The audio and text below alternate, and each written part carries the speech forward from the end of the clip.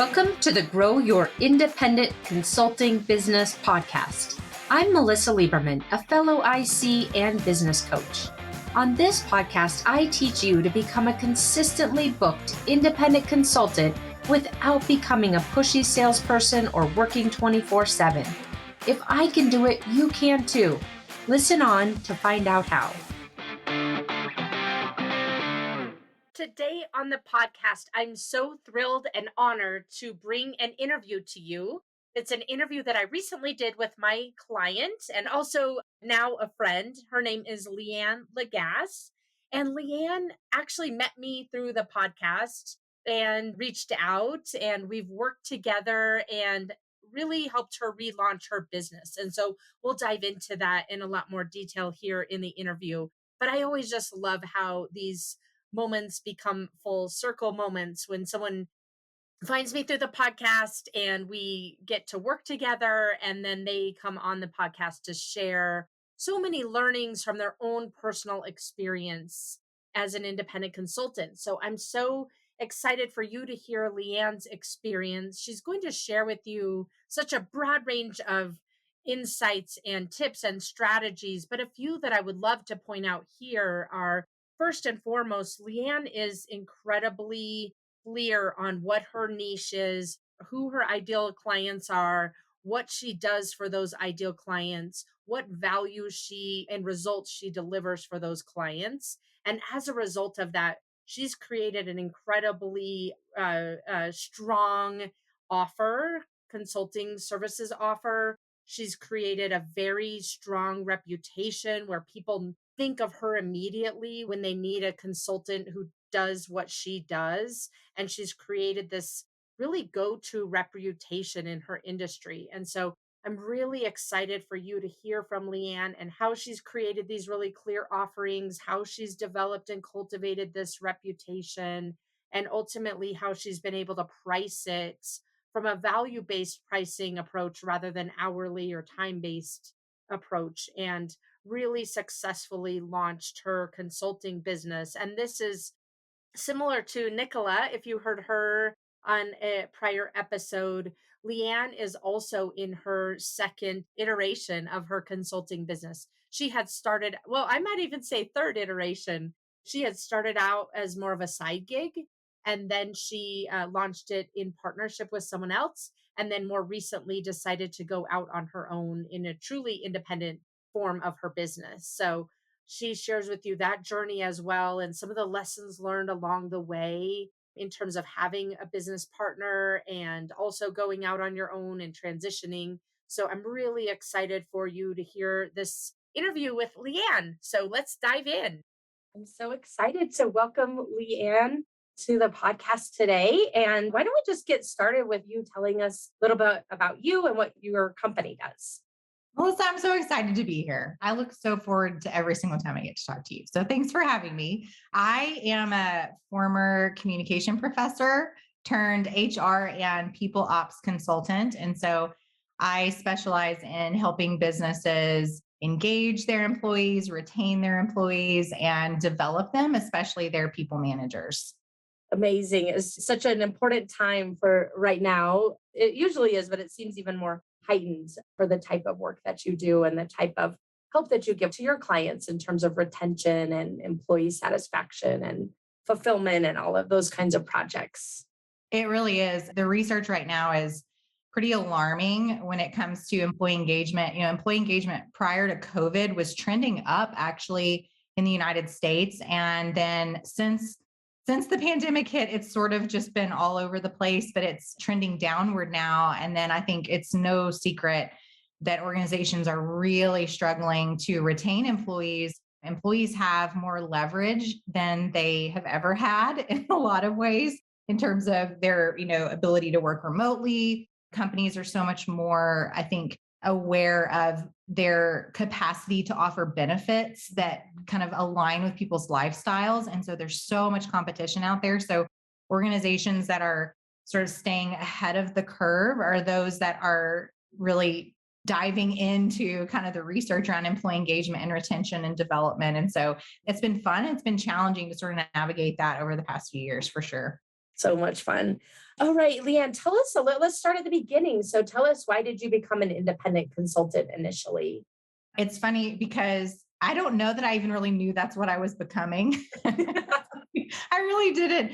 I will say though, my background is in communication. So I have an undergrad and then a master's degree in communication. And when I went to start my master's program, I thought I really want to be a consultant and a trainer, but I wasn't thinking I was going to own my own business. I just assumed I would kind of jump on, somebody else's consulting business train. And so I started going to grad school for that and very quickly was put into a graduate teaching assistant position at the University, Texas Tech in Lubbock, Texas. And I walked into a college classroom and just fell in love with instructing college students and with the curriculum I was teaching. And so I didn't leave for a really long time. So I was teaching at Texas Tech from 2005 until 2019 when I finally left to pursue this full time. But in 2017, my good friend, her name is Joy, and then she was also a colleague at Texas Tech. We had been talking for a long time about, hey, we should start just kind of this side hustle, like a side gig, in addition to our really demanding full time professor jobs. Let's do a weird thing and start a side gig. But the timing was it never felt great because we both had young kids. And again, we had full time jobs. But in late 2016, kind of early 2017, actually, the story is Joy had to go. She got roped into this professional development training through her husband's company. And she came back from it and she said, LeAnne, I went to this thing. They brought in this person. I know they paid him this much. And listen, like we are infinitely more equipped to do this kind of training than even this guy. And he was good, but we should totally do this. And so we just sort of said, all right, let's jump in and let's get started. And so we did. And slowly, we started to get our footing and figure out how we were going to juggle this with our full-time job. And then at about 6 to 7-ish months in, it became really obvious that, okay, we're going to have to make some changes. Either we're going to have to pull back on the side gig or we're going to have to jump all in. And so in 2018, we started kind of putting some things in place for me to exit Texas Tech, which was a job that I enjoyed in so many ways. And then in 2019, I jumped and have been doing this full time ever since. So it's kind of full circle that I thought I was going to end up in consulting. It took me a bit to get there, but yeah, I've been doing that full time since 2019. Amazing. So you started out with Joy and working together as a partnership. And more recently, you've gone out on your own. And so you've got kind of the second iteration of your business. I'd love to talk a little bit about the lessons that you learned in that journey and how you're applying those to what you're doing now. So yeah, Joy and we were 50-50 partners from 2017 until late 2021.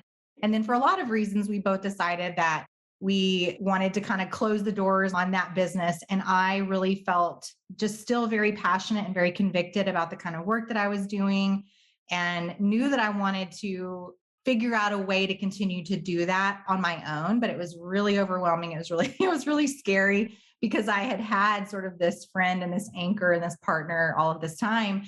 So in terms of lessons learned, there's so many. I feel like if you're a business owner, you're sort of every day is lessons learned, But I think if I had to sort of narrow it down to 2 or 3 big lessons, one, I would say that I figured out pretty quickly that my natural tendency to want to do all of the things was not serving me well. And so just because I can do everything doesn't mean I should do everything is probably the biggest lesson that I learned. And we didn't start sort of thinking that was going to become a problem for us, but we had one major offering. We were both certified through the Gallup organization to facilitate Clifton Strengths assessments and help teams really develop in that. But then what happened is we would get into an organization and they would see a lot of fruit and a lot of return on their investment there. And so then they would say, hey, can you all do this? And we would sort of look at each other and go, well, yeah, we could do that. We've got experience in that too. And so the next thing we knew, we had so many just things we were doing and we were over customizing to every single client. And if you are an independent consultant, I think you're always maybe going to struggle with that But for us, it just sort of got out of control. And so for me, that was a really big lesson is I have to protect myself from myself, in this version, two of my independent consulting journey is I've got to figure out how to simplify so that I'm doing what I'm very best at and where I bring the most value to organizations and also not, burning myself out. So that's kind of lesson one. And then, man, I think the other sort of big lesson, which is so funny because like the foundation of my entire business is helping organizations learn how to leverage their individual and collective strengths, which somehow I did not figure out also applied to me and owning a business early on. And so I think the other big lesson I learned is I have got to sort of leverage my strengths and lean into those areas, double down in those areas, and really cut myself slack in the areas where I'm not strong and either partner with somebody who is, bring on a consultant to help me in those areas, or just frankly eliminate some of those things that I was putting pressure on myself to do. So those are probably the biggest lessons, I I think. think it's so fascinating. I can't tell you, it's almost every single consultant that I work with, including myself. We're so good at what we do. And then when we have to apply, either don't even realize this could apply to our own business, we completely have amnesia and don't know how. It's amazing to see that as something that happens for us and you've got such a good sense of humor about it and not letting it weigh you down, just figuring out how to apply and work around it like you described. So And to fun. your point, I think, we all sort of struggle with that. But then once you, I think, hit your stride sort of in your strengths, I mean, of duh, that where you're getting the most return on your investment. And that's where your clients are getting the most value from you. And so I got one story. Sometimes I'll share about this with my clients as I'm doing workshops is when I first sort of realized at the beginning of owning a business, oh, I think that the HR and the people ops kind of community is maybe my target audience, which I wasn't necessarily expecting when we started. I thought we'd maybe work more with smaller businesses, your C-suite level. And we still do. I still see, I'm still saying we, I still do, but I didn't really anticipate the HR community. But when I figured that out, I started thinking, okay, I need to get speaking at conferences in the HR space. And I was very anxious about that. My role at Texas Tech, I was the director of public speaking. So I was over all the public speaking curriculum. So I'm not anxious really about public speaking, but I was really, really anxious about sort of navigating this new audience in this new space and feeling like I'm going to be viewed as this outsider. And they're going to think, oh, here comes this like annoying academic type who thinks that she's got something new to teach us, and that they were going to be resistant to that. So I went to my first HR conference where I had been invited to speak, and I was so excited and nervous. And I made the maybe ill advised decision, which actually ended up working out to my advantage. But I thought on the first day, hey, this person on this program is also going to be speaking on the same thing I'm going to be speaking on. I should go watch that, Again, probably not the best because I was already feeling anxious and I struggle a lot kind of with confidence when I'm navigating new spaces. And so I loaded up my stuff and I go in to this room where this breakout session is going to be, and it's packed. And it's again the same topic. The topic was employee onboarding and kind of how do you build engagement and retention through your onboarding processes. And so I sit down, and I remember I was scrunched up in this row and there's just people and there's this buzz in the room. I didn't realize that the speaker was a pretty big deal. And I wish I could remember her name off the top of my head, but she was sort of who I want to be in 15 to 20 years. She'd been on the Today Show and she's written books and she was this expert and everybody was there to see her. And I remember sitting there thinking, what in the world am I doing here? And then why would the conference, people have brought me here when they've got this woman who is so experienced and so brilliant? And so I was sitting there and I just felt like I was shrinking the whole time. And I left, I went back to the hotel room. I had already put my slide deck and all my presentations together, and I just felt so defeated. And then it was this aha moment. And I thought, oh my word. Okay. So I cannot compete with her. But in my mind, I just felt like, what value could I bring here that she didn't already bring? She's so brilliant and accomplished. But I thought, okay, so I can't really compete in terms of experience, but what do I have that she doesn't? it occurred to me, you know what? I'm going to run this workshop session just like a college classroom. And I'm going to structure it like I would a classroom session, which I've done a million times. I'm going to facilitate conversation. I'm going to talk less and actually open it up more for them to share their experiences with each other. And yeah, there was content there, but it was me leaning into what I already did really, really well. And it went so much better than I think it would have, even if I had delivered the more polished version of the speech, because I was leaning into what I was good at. And I ended up, it was one of the most, like the top 4 rated sessions at the conference. And I don't say that to my own horn, except to say that the reason people loved it was because they got to communicate with each other. They got to share their ideas with one another. That was a strength that I brought, was it being able to facilitate that. And so to me, it was figuring that out early. Like, I've got to lean into my strengths. That has, I think, saved me so much heartache. Not all the heartache, but a lot of the heartache over the years, for sure. I think that's such an important thing to recognize too, that you were able to recognize that in the moment, because a lot of times we think something about that strength is either we don't even realize we have the strength because it just feels so natural to us, or we think that something's not right about it and we should try to be that other person. And so for you to be able to pivot in that way and see the strengths and also to be able to really embrace them is such a great lesson and such a powerful story, I think, for everyone to hear. Well, it was a really very impactful experience for me. And I do tell that story a lot because I think it would have been easy for me to sort of go in and just try to be like this woman Mhm. was. And she was a wonderful communicator and did such a great job. But I could go in and bring this different thing to the table so that even the attendees that were at her session would have walked away with something different and valuable. And I think that as an independent consultant, figuring out what is that thing that I do that is really unique and where I bring value that maybe others don't, and how do I differentiate myself, is huge. Mhm. One of the strengths that I see from my vantage point, and I don't know if we've even said this yet, but LeAnne is one of my clients. So we work together in depth on a weekly basis. I'm just curious. So, one of the strengths that I see from my vantage point in working with you and your business is the reputation that you've built in the industry. And so I'd love to hear more about how you've created that and how you continue to build that.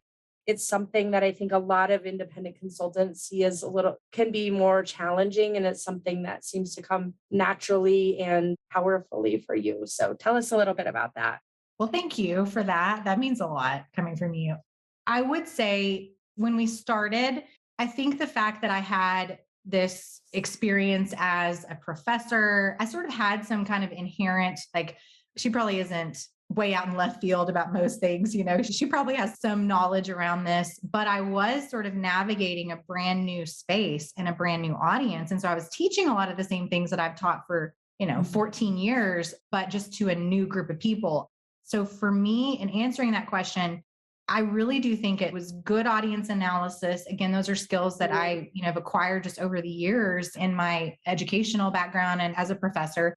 I think it was really good audience analysis. It was really, I think, about putting myself out there as not an expert even in the field of my target audience, but saying, hey, this is where my expertise lies. And here's how I can partner with you in the work that you're doing inside your organization to enhance or to, mitigate or whatever it is, boost. And it's always been very important to me when I'm communicating to clients and communicating with clients that they view me not as competition to their success. And sometimes that can be tricky because, especially if I'm working with a larger organization, there are times where I can sense some hesitancy or some skepticism, even, which is totally warranted. If you're an HR leader and you are day in and day out, you sweat, you cry about your people. And then some, again, former annoying professor is trying to come in here and say, hey, you should do this and you should do this. Like that, I never have taken that lightly. I know that that can be, there's risk involved in that for an organization. And so I always really have tried to communicate to the leaders I work with, to the organizations, that my role is to come in and equip you, to help train you, to help you maybe identify some blind spots that you have, And then I want to be able to backpedal out so that you are set up for success in the long term. So I think that interpersonally and communicatively is a big part of why people trusted me to continue working with them. They might bring me in with a 1-day workshop. And then again, they say, hey, well, can you help us with this? Can you help us with this? And the reason that I think that they keep bringing me back is because they feel like I am for their good. And that's something that is very important to me. And then the other thing I would say in terms of just building a reputation is putting myself out there for speaking opportunities. Again, that's a strength, more of a strength that I have is public speaking and communication. So I figured out pretty early, I got to put myself out there and be vulnerable. Now there's some parts of it that were harder. I remember one time at the very beginning, a good friend who works in marketing said, you got to start doing like live webinars. You've got to start doing Facebook lives. And this was pre-COVID. So we were, as a culture, we were not as familiar with what it felt like to be on live video. And I remember just wanting to crawl into a hole and no, I'm not doing that. But we started doing that even before COVID. And I think it really positioned us well when COVID hit, that we were already sort of familiar faces on webinars, on live video. At the time, we had a pretty active Facebook group where we went live every week. So those are some of the things that I did kind of tactically, I think, that helped with that. Yeah, that helps, just being able to overcome that fear, and for you being vulnerable, being out, being willing to put yourself out there even when it didn't feel comfortable, so that people recognize that face, recognize the name, and attach it to a specific challenge that they may need to solve. Maybe not right now, but in the future. And they think of you first when they think about who they might call to help them. That's the hope, right? The other one thing on that, I will say, Melissa, is I was nervous to do some of that live video, putting myself out there, because I always sort of felt like I need to be like really very professional, very buttoned up, and not that I would be lacking warmth, but just more on the professional side. But what was so interesting is that it was the weird, quirky, just off the cuff stuff that I think made people fans, these leaders. And so that's another lesson I would say is people, they want to work with a person. If you're an independent consultant, your personality is an advantage. Most of us, I guess. No, no, I'm just teasing.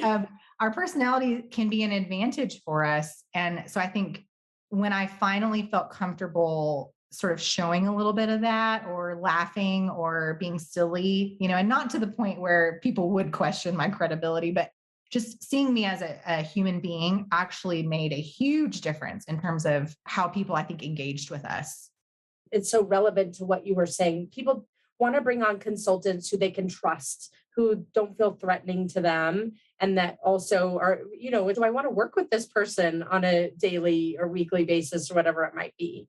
They get to choose that. And sometimes you're not getting to choose who your colleagues or peers are when you're hiring employees, but you definitely get to choose if you want to bring on a consultant or not. And so leveraging that personality and being willing to just be yourself and know that that is an advantage. I love the way you articulated that. There was one funny story about that. I had a kind of just discovery call with this woman who had seen me on a webinar. And then so she sets up a meeting with her CEO. And as she's trying to introduce me on that call with the CEO, she says, I love LeAnne. She's so great. She's wonderful. And then she said, so what exactly is it that you do? And it was, it was really funny, because I think that's it, is she's like, I like her. Maybe I trust her. She seems relatable. I want to work with her, and we'll figure out what she's actually going to help us with, and again, that's the only call I've ever had like that. But I think that's sort of speaking to that personality and how important it is that people feel like you are relatable and conversational with them, as opposed to really buttoned up. And that was something I put pressure on myself at the very beginning, to feel like I'm very professional and I am corporate now. I'm not academia now, I'm corporate, and that was actually very relieving for me to feel like I could be myself. And that it's an advantage. Yeah. Yes. Absolutely. Another one of your strengths that I see from my vantage point is the clear offering and niche that you've created. So you touched on this a little bit in different ways here today already, but tell us a little more about what exactly is the niche that, as you would articulate it? I know you touched on that in a minute ago, but to refresh our memory. And then also, how do you handle the temptation that, you touched on this, all the things that I could do versus, really focusing in on what it is that you want, where you want your consulting business to go and turning away work if you have to, or in as a result of that. Melissa, this was and still continues to be really challenging for me because I want to do all of the things. I have fun doing all of the things, and so this was really, really hard. I think that the way I ended up choosing the offerings that I have is I really thought through, okay, what are the projects that I did in the past? And I'm not great at reflecting, but this was an exercise, a thought exercise I put myself through. What were the projects that I enjoyed the most? And what were some of those common themes and common services that I was providing in those favorites, those clients that I just could not wait to dive in and get started with them? And so, what are those areas where I loved what I was doing? I felt like I did it with ease and excellence and enjoyment, is a way that I will often describe this sort of process to my clients, even is, you're going to find the most energy in the areas where you're having fun, you're loving what you're doing. And so I made a list. I'm a list person. And so I made quite the like brain dump list of all of the different projects that I did and different pieces of that, and sort of was trying to figure out, okay, what are the threads here? What are the things that I can't imagine not doing? And just over some time, and then kind of considering even the market and, hey, what am I hearing are the biggest problems facing organizations right now as they think about their people ops and their HR? How do all those things align? And so for me, I landed really on three major things. Keynote speaking is like business development for me. I love keynote speaking. So, going and doing an hour lecture here or there, or, an association meeting or conference. So that's a lot of business development for me. But then my three major offerings is I help organizations assess their employee engagement. So listen to their employees, get data around that. And I love the data. And then a lot of organizations go, well, okay, so we got all this engagement data, but what does it mean? What do we do with it? How do we communicate with our employees about that? So I help them with a strategy around their employee engagement surveys or pulse surveys, just listening posts that they take up. Secondly, I do people manager equipping. So organizations will bring me on to do one-on-one and some cohort style coaching with their people managers. So you've got an individual contributor who was phenomenal in his or her role, and then suddenly gets promoted and figures out pretty quickly and often painfully that the skill set is very different from being an individual contributor to a people manager. So I help with that. And then the third thing I do, which is probably my very favorite, is Clifton Strengths assessments and training and development, which is what started me. I mean, that was what Joy and I were doing at the very beginning of our business, was just Clifton Strengths consulting. And so for me, all of those tools in my toolbox really help me to equip organizations with tools and strategies that they need to improve engagement and retention and profitability and all of those productivity metrics that matter to them. And so it took me a while to figure out what I wanted to do and what I wasn't going to do. I remember, Melissa, one time you told me, and I wrote it down furiously, you said, we have to get you comfortable with what you've decided not to do. And it was like, that was tough. And it's still hard. I've already had clients that, will say, oh, well, can you do this for us? And I've had to like, no, I don't. And that's a hard email to send, but also felt good. That's great.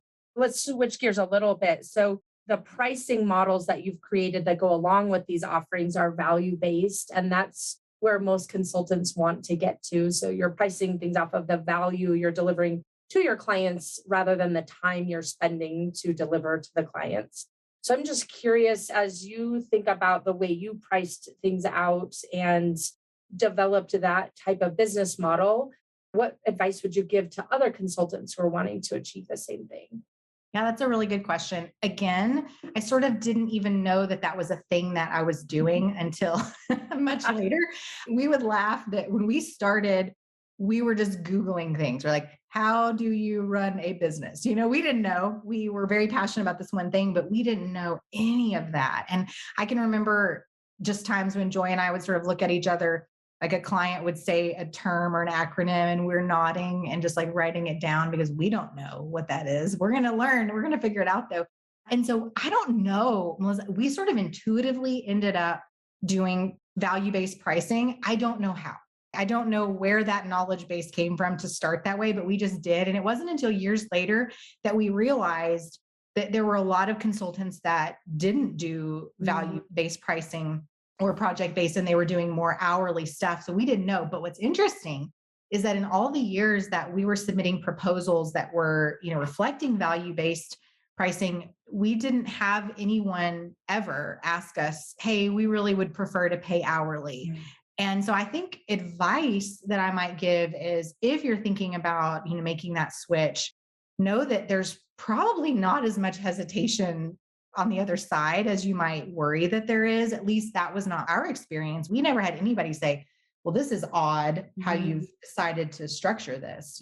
Most people do hourly based stuff. So that's one thing. And then I would say another kind of little quote that I love is, one time I was listening to a podcast and a woman, again, I wish I could remember her name. I cannot, but she said for pricing that her strategy is fear plus 10%.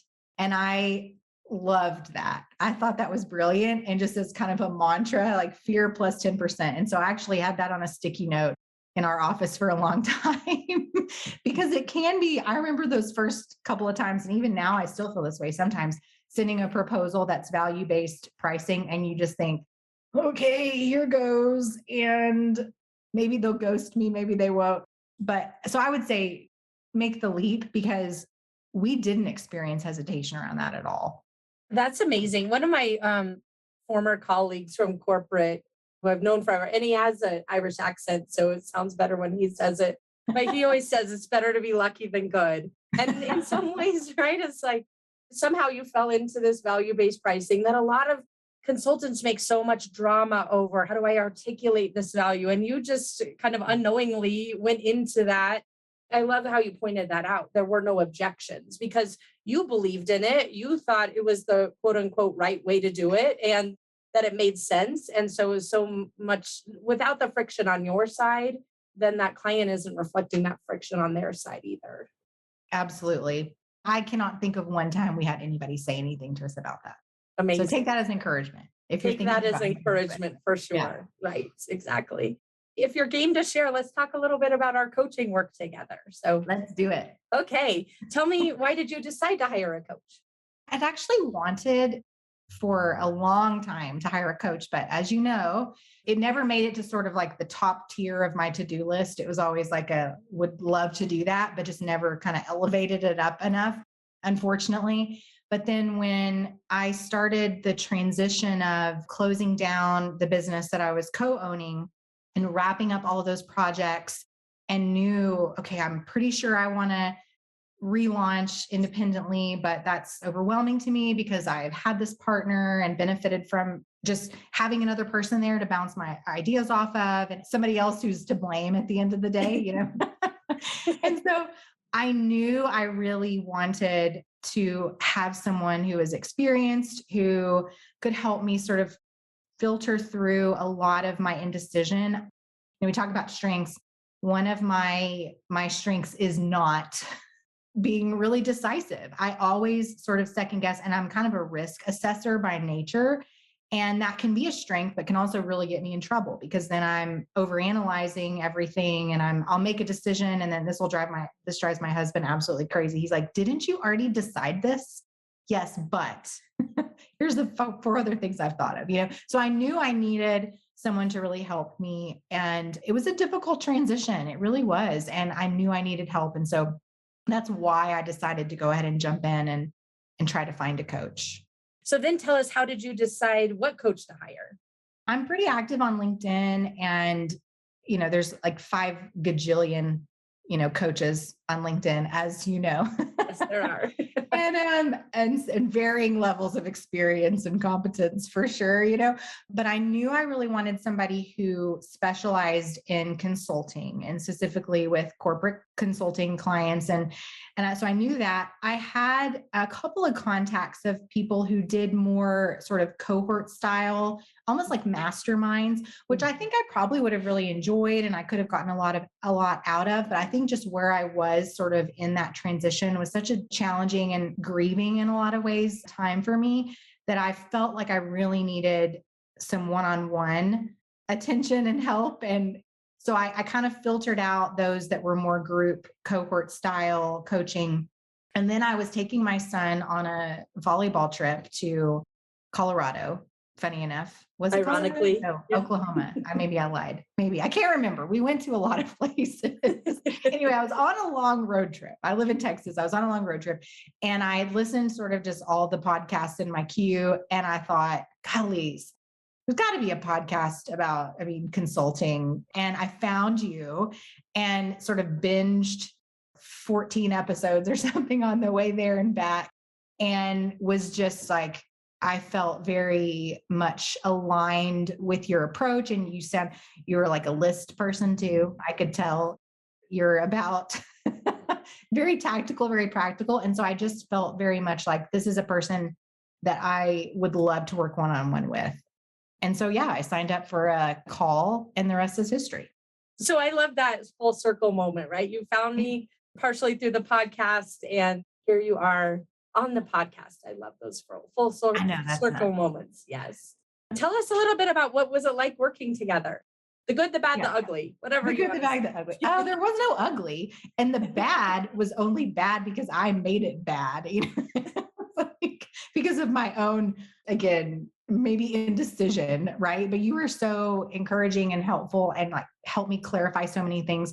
One thing I would say, if you're thinking about, working with Melissa is that there's such a like poise and just you're so calm. And I feel like I would get on and I was always looked forward to every single call I was so excited about, but I always felt a little frantic just because I was in the process of rebuilding everything and restructuring everything. And you were just like calm and poised and kind of, hey, we'll experiment with this. And if this doesn't work, we can try this. And that is just like mind blowing to me because that is not how my brain works. Is I'm going to make this decision and I'm going to stick to it for 20 years, which is why, I was in such a challenging place, I think in the first place with transitioning out of my business. And you were calm and so thoughtful and clarifying, such a good listener. And so that was incredibly helpful. One of the funny things, I was actually just telling somebody this the other day that I wasn't expecting because I'm just not I'm not big on like reflecting and doing a lot of thought work, which gets me in trouble, obviously. But I remember there was this one sort of very tactical sort of exercise that we were working through. And it was like a document, a vision planning. I was working through it.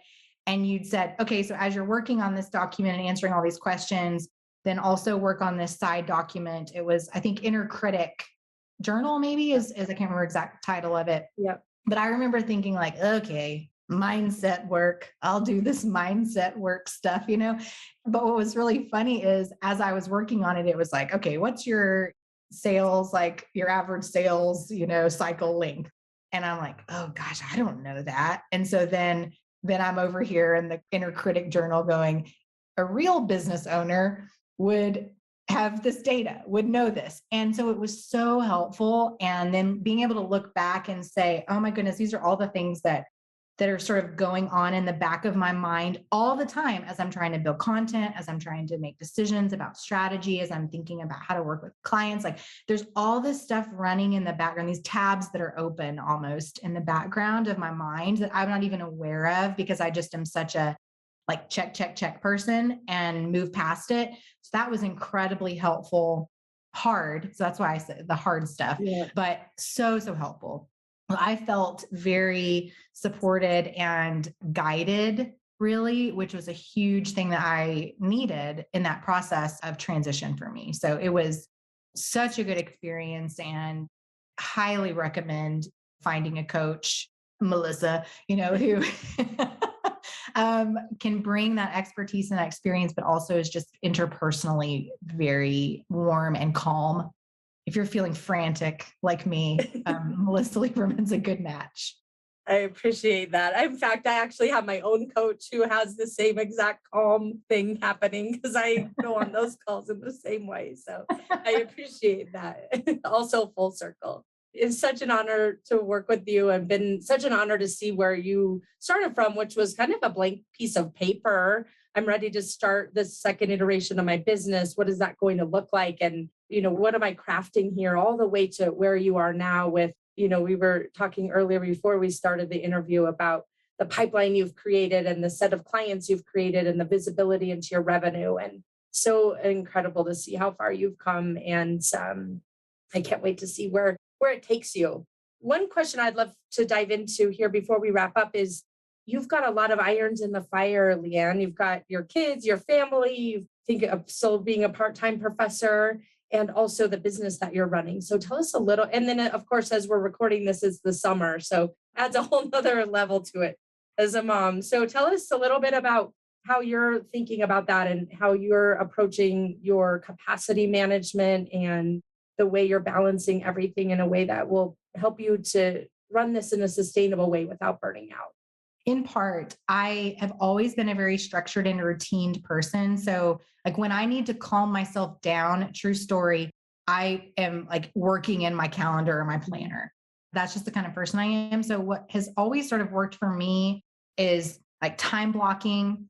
I have 2 days a week, and I've sort of always tried to do this. And again, it's not perfect every week, but I try to have 2 days a week that are just reserved for kind of backstage stuff. So, I'm not actually engaging with clients those days, except for maybe email correspondence or stuff like that. But those are my days where I do all of the back end things. And so that helps me not get too far behind in some of those things that really, really matter. But then otherwise, I'm so structured that I will be like, okay, Monday afternoons, I do this specific thing. Okay, Tuesdays, these are the 5 tasks I do. Wednesdays, and that stresses some people out.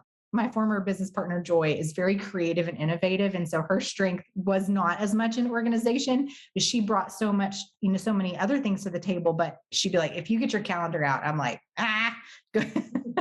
But so that's one thing for me is the time blocking and kind of themed days. The other thing I would say that has been really important for me over the years is I try as best I can to have one day a week that is sort of like my Sabbath. Like I don't work at all, at least one day a week. And sometimes that's Saturday, Sunday, sometimes it's Friday. I try to have a full day where I'm not working. And that is for me sort of an act of trust to say there's always more work to do. There's always more things for my checklist brain to want to check off, but I trust that that work's going to be there and I'm going to be okay laying it down for a day. So that's the way I keep myself from really burning out. And then to your point about the summer, most of the time, when my kids are in school, I have 3 kids and they're sort of all over the place with activities. I work really hard to not work in the evenings when they're home. And that means sometimes I may need an hour or so after they go to bed, but that's very important to me. Again, it's the summer, so all bets are off now. That's not the case over the summer, but those are some of the things I do. But the last thing I'll say about this is the capacity planning has been such a good thing for me to go through that process because I'm really good at calendaring, but I'm also sort of a high achieving brain. And so I will calendar myself too much. And so knowing this is how many jobs, like how many projects I need each month to meet my goals. And I'm going to sort of, if I meet that, I'm going to have to push these clients back, and say, hey, I can start in September instead of August, which is challenging for me. But that's been so good for me to feel the freedom of that, kind of to know what my capacity is. Yeah, to have those guardrails, kind of that business model that we sketched out, that business plan. It also, I think, helps you tell me if this is wrong, but I think it also helps to really get that line of sight into the overall revenue for the year. And so then you're not constantly feeling like, well, I don't want to leave money on the table, so I'll say yes to everything. And then you end up burning out from that perspective. Absolutely. I know what I need. And I know that if I structure things that way, I'm going to be delivering the most value to my clients anyway, because I'm not going to be showing up with too many tabs open in my Right. mind, you know? I'm definitely stealing this. I love it so much. I usually have 50 tabs open on my computer. And so it's the same thing in our brain, right? All of these subconscious thoughts going on. Most of them are not in our favor. Yeah, it's so good. I love that visual. So I'll attribute it to you anytime I use it. A good memory for sure. Tell us what else. We've covered so much ground today. You've shared so many strategies and tactics and tips and mindsets. Tell us, is there anything else we haven't covered that you wanted to share? I think the only other thing I would say is, in addition to working with a coach, which was again so valuable and I cannot recommend it enough, I also would say that if you find yourself in a season where you are really struggling or you're transitioning out of an environment that was challenging, that I also say go find yourself a really great counselor. That was another thing that I did that I had sort of like the coach and the counselor working, in tandem, which was so helpful and just bring different perspectives and different value to the table. I think as a business owner, it's so much heavier sometimes than we realize, and we put so much pressure on ourselves that there's a lot to unpack. And even in counseling or with Melissa, with you, I would say something and my counselor or you would go like, "Hey, okay, let's backtrack. And like you just said this. Let's talk about that. So if you are in a period of transition, a coach is so valuable, but also if you have the margin, getting a counselor can really help you with some of that, some of the really hard parts of what you've experienced. I can't recommend enough because those two things I credit with the coaching and the counseling, I credit with really, I think, helping me transition well, and time will tell, but transition well through the past year, which was challenging. So many of my clients have counselors, therapists. I think it helps them to get further faster, and a lot of complementary, sort of like seeing Yeah. themes in personal life and professional life, and just being able to blend all of that together can be so impactful. Absolutely. Well, and because there's some things that, your counselor can speak to that your coach can't, and vice versa. So like my counselor can't say, "Hey, here's some tried and true strategies for lead generation in consulting businesses." She didn't know that. I needed help with that too, but she didn't know that. So I think for me, and I realize that I feel so fortunate to have the resources that I do, to have coaching and to have counseling. And I realize not everybody is maybe in that place, but as much as you can and have margin, I highly recommend it because it made a huge difference for me. Amazing. LeAnne, thank you so much for being here. I feel so grateful the podcast brought us together and that I've been able to work with you. And I appreciate the time and the transparency and vulnerability from what you shared today. I know it will help so many other consultants out there as well to achieve their own business goals. So thank you so much. Thanks for having me. This was highlight of my day, as always. Love it. Love it. Mine too. All right. I'll talk with you soon. Okay, bye. Bye. Thanks for joining me this week on the Grow Your Independent Consulting Business podcast. If you liked today's episode, I have 3 quick next steps for you. First, click subscribe on Apple Podcasts or wherever you listen to make sure you don't miss future episodes. Next, leave me a review in your podcast app so other independent consultants can find and benefit too. And finally, to put the ideas from today's episode into action, head over to melissalieberman.com for the show notes and more resources to help you grow your consulting practice from your first few projects into a full-fledged business. See you next week.